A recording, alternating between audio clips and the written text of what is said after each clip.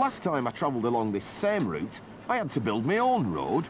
What's now a lakeshore highway was then cake mixture. For 30 years, Dr. Hastings Kamuzu Banda, the self-proclaimed president for life, deliberately kept Malawians impoverished and isolated, not just from the outside world, but also from themselves. A divided country minimised the chances of opposition. Communications infrastructure and industry barely existed.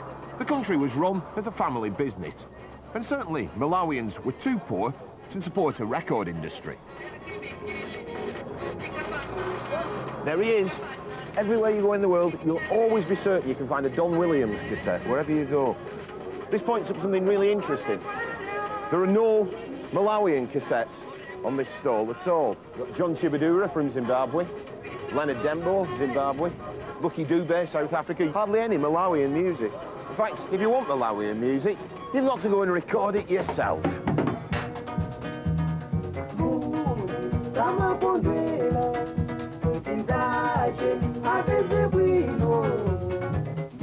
Unlike its neighbours Zambia, Zimbabwe and Tanzania, Malawi has few electric bands because, well, there isn't much electricity. In the former capital of Blantyre, there's still a strong tradition of street corner musicians playing on homemade instruments. The country's full of terrific bands. Hardly any of them have been recorded. Malawi was a British colony until independence in 1964, and Blantyre retains the touches of a quiet English country town and an atmosphere of Britain in the 50s. Though the strongest colonial influence came with the arrival of Scottish missionaries in the 19th century. They built churches and schools, where Banda himself was educated.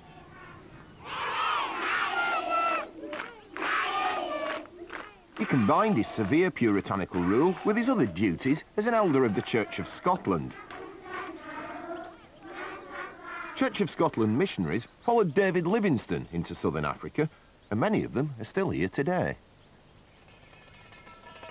Banda ruled with a rod of iron in one hand and his famous fly whisk in the other. Coming to power as a promising hero of African liberation, his rule turned rapidly paranoid. To hold on to power, he resorted to terror and intimidation. He declared himself president for life and built up the cult of personality, amongst other things.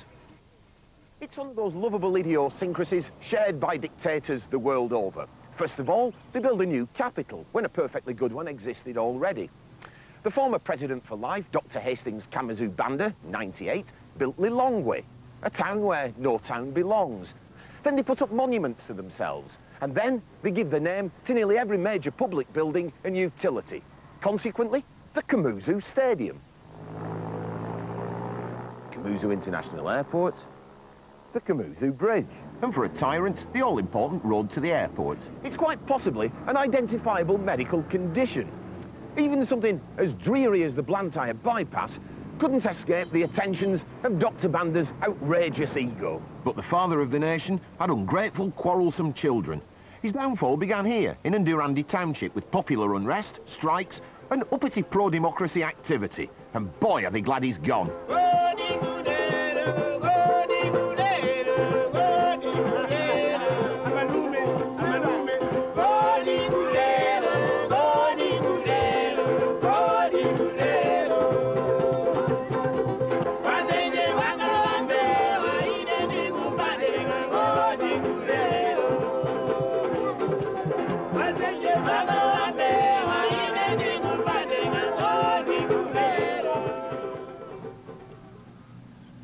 This is Banda's legacy today, the wreckage of his party apparatus.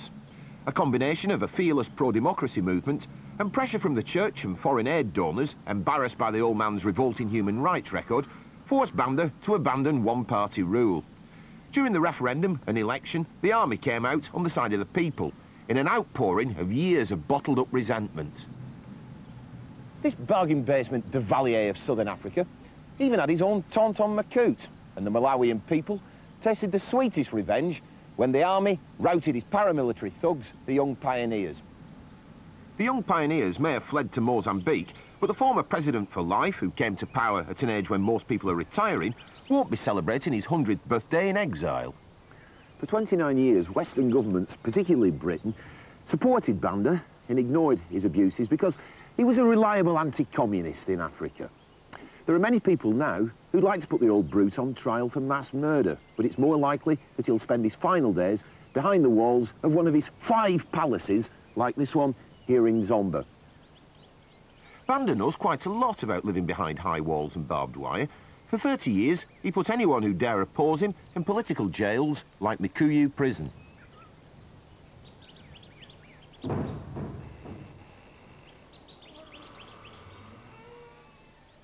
There's no way I could have walked round here on my last visit, but Mikuyu and other jails like it were closed down in the inauguration speech of the new Democratic President in May.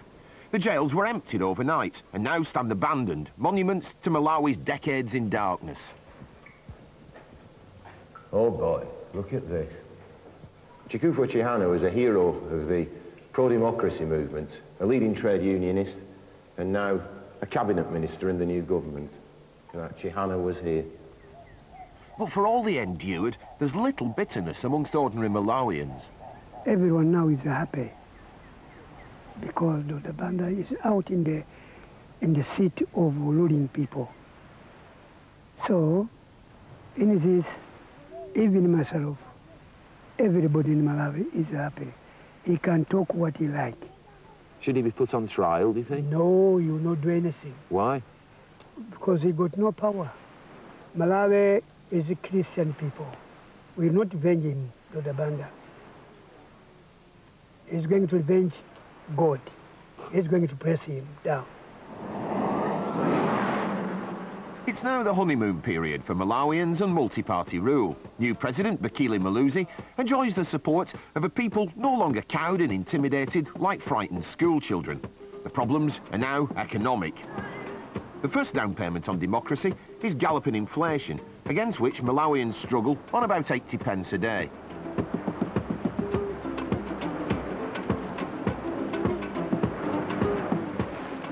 Many people depend for their survival on the country's biggest asset, the gigantic Lake Malawi, not just for fish, but for embryonic tourism.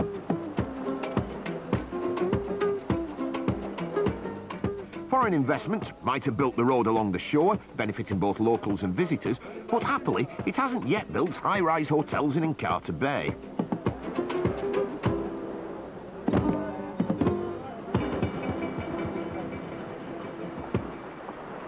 In this lakeshore idyll, it's all too easy to go completely native. These are those little midges Yes. that come in clouds. We boil it in the pot. And after boil it, we eat with simmer. That's the maize meal. Yes. Yeah. Cornmeal. What's it taste like? Well, it's It only one. tastes very nice and delicious. Righto then.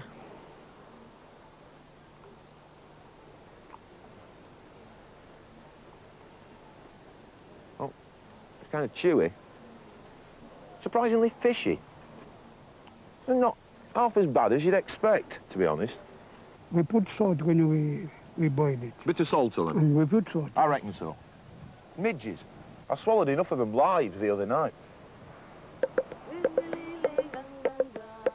Going native is de rigueur at Cape Maclear, where travellers stay with local families. But the road is coming here too, and it won't remain remote for very long. Just over a year ago, I sat on this very same beach and with a heavy heart told myself I wouldn't be able to return to Malawi for a long time because of one or two spiky articles I'd written about Dr. Banda. But now Banda's terror has lifted like a fog and Malawi has opened up as backpacker heaven on the African hippie trail. But for those who live here, the question now is whether the reality of democracy will live up to their expectations.